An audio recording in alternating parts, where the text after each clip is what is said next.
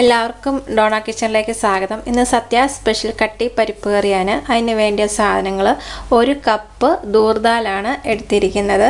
പിന്നെ അരയ്ക്കാൻ വേണ്ടിയത് 1/4 മുറി തേങ്ങ, 1/2 ടീസ്പൂൺ ജീരകം, 2 പച്ചമുളക് വേണം. പിന്നെ കടുക് താളിക്കാനായിട്ട് 3 ചുവന്നുള്ളി ചെറുതായിട്ട് അരിഞ്ഞിട്ടുണ്ട്, 5 വറ്റൽമുളക് 2ആയിട്ട് കീറിയിട്ടുണ്ട്, ആവശ്യത്തിന് വേണ്ടിയ കറിവേപ്പിലയും വേണം. അപ്പോൾ നമുക്ക് ആദ്യം ഈ പരിപ്പൊന്ന് വറുത്തെടുക്കണം. അങ്ങനെ ചെയ്യുമ്പോഴായിരിക്കും ഈ കറിക്ക് കുറച്ചുകൂടി ടേസ്റ്റ് ഉണ്ടാകുന്നത്. അപ്പോൾ നമുക്ക് ആദ്യം ഇതിപ്പോൾ ഞാൻ കഴുകിയിട്ടില്ല, ആദ്യം ഇത് ഫ്രൈ ചെയ്തതിന് ശേഷം ഒന്ന് ബ്രൗൺ കളർ ആകുമ്പോഴത്തേക്ക് എടുത്ത് നമ്മൾ വേറെ പാത്രത്തിലോട്ട് മാറ്റി അതിന് ശേഷം അത് തണുത്തതിന് ശേഷം കഴുകിയിട്ടാണ് നമ്മൾ കുക്കറിലിട്ടത് വേവിക്കുന്നത്. അപ്പോൾ നമുക്ക് ആദ്യം ഈ പരിപ്പൊന്ന് ഫ്രൈ ചെയ്യാം. 1 കപ്പ് ഗ്യാസ് ഓണാക്കി. ഇതൊരുപാട് ഫ്രൈ ആകണ്ട, ഒത്തിരി ബ്രൗൺ കളർ ആകണ്ട. ഇത് കഴുകിയതിന് ശേഷം വേണമെങ്കിലും നിങ്ങൾക്ക് ഫ്രൈ ചെയ്യാം.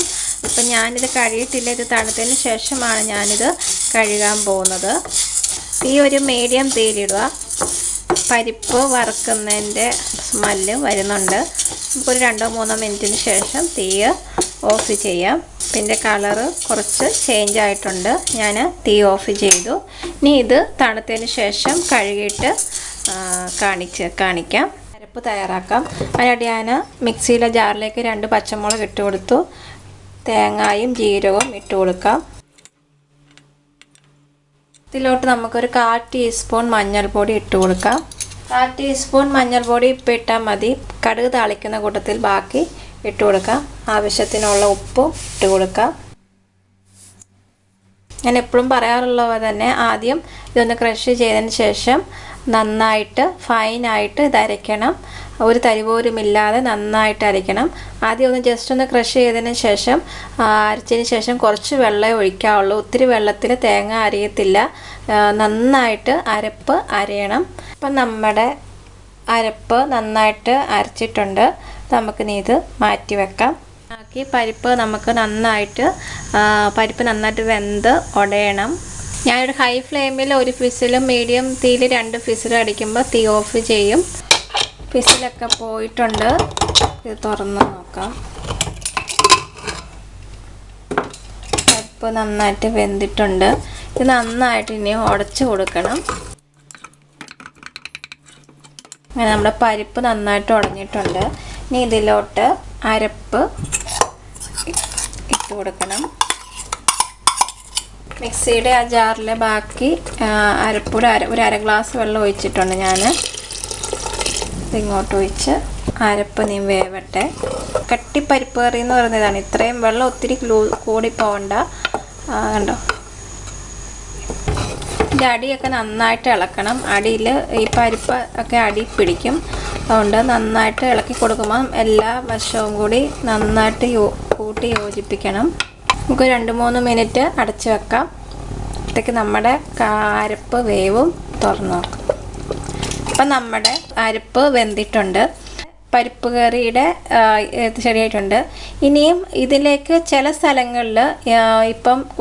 സ്ഥലങ്ങളിൽ വെളിച്ചെണ്ണ ഡയറക്റ്റ് ഒഴിച്ച് കറിവേപ്പില തൂകുന്നുണ്ട്. ചില സ്ഥലങ്ങളിൽ നെയ്യ് ഡയറക്റ്റ് ഈ സമയത്ത് വേണമെങ്കിൽ നിങ്ങൾക്ക് ഒഴിക്കാം. ചിലവർക്ക് നെയ്യ് ഇഷ്ടമില്ലാത്തവർ വെളിച്ചെണ്ണ യൂസ് ചെയ്താൽ മതി. ഞാനിപ്പോൾ കടുക് താളിച്ച് ഇതിലോട്ട് ചേർക്കുവാണ്. ഞാൻ ചോറുണ്ടുന്ന സമയത്ത് ഈ പരിപ്പ് കറിയുടെ കൂടത്തിൽ നെയ്യ് ഉരുകിയതും കൂടെ ഒഴിച്ച് കഴിക്കുന്നതാണ് എനിക്ക് ഏറ്റവും കൂടുതൽ ഇഷ്ടം. അതെങ്ങനെയാണെന്ന് വെച്ചാൽ അവരവരുടെ ഇഷ്ടത്തിനനുസരിച്ച് നെയ്യ് ഒഴിക്കുകയോ അതാ വെളിച്ചെണ്ണ കടുക് താളിക്കുകയോ ചെയ്യാം. അപ്പം ഞാൻ അടുത്തായിട്ട് കടുക് തളിക്കാൻ പോവാണ്. ഞാനൊരു 1.5 ടീസ്പൂൺ വെളിച്ചെണ്ണ ഒഴിച്ചിട്ടുണ്ട്. എണ്ണ ചൂടായതിന് ശേഷം നമുക്ക് കടുക് ഇട്ട് കൊടുക്കാം. വെളിച്ചെണ്ണ ഓർ നെയ്യ് എങ്ങനെയാണെന്ന് വെച്ചാൽ അവരുടെ ഇഷ്ടത്തിനനുസരിച്ച് നിങ്ങൾക്ക് എടുക്കാം. 1 ടീസ്പൂൺ കടുക് ഇട്ടിട്ടുണ്ട്. കടുക് പൊട്ടിയിട്ടുണ്ട്. ഇനി നമുക്ക് ഇതിലോട്ട് കറിവേപ്പില ഇട്ട് കൊടുക്കാം. വറ്റൽമുളക് ഇട്ട് കൊടുക്കാം. ചുവന്നുള്ളി ഇട്ട് കൊടുക്കാം. ചുവന്നുള്ളി ഒരു ബ്രൗൺ കളർ ആകണം. ഈ ചുവന്നുള്ളി ഒരു ബ്രൗൺ കളർ ആകുന്നതാണ് ഈ കറിക്ക് ഏറ്റവും നല്ല ടേസ്റ്റ്. ചുവന്നുള്ളി ബ്രൗൺ കളർ ആകുന്നുണ്ട്. നമുക്ക് ഇതിലോട്ട് ഞാനൊരു 1/4 ടീസ്പൂണൂടെ മഞ്ഞൾ പൊടി ഇട്ട് കൊടുക്കുവാണ്. അതെന്തിനാണ് ഇടുന്നതെന്ന് ചോദിച്ചാൽ അപ്പോൾ നമ്മുടെ കറിക്ക് കുറച്ചുകൂടി നല്ല കളറും ആകും, വളരെ കുറച്ച് നല്ല ടേസ്റ്റാണ്. അപ്പോൾ നമുക്ക് ഇതിലോട്ട് നമുക്ക് ഇട്ട് കൊടുക്കാം.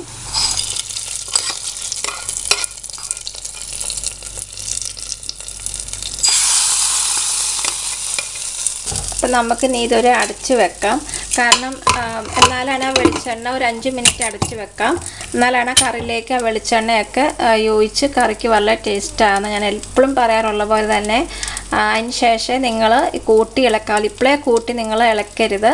ഇനി നമുക്ക് 5 മിനിറ്റായി ഞാനിത് കൂട്ടി ഇളക്കുവാണ്.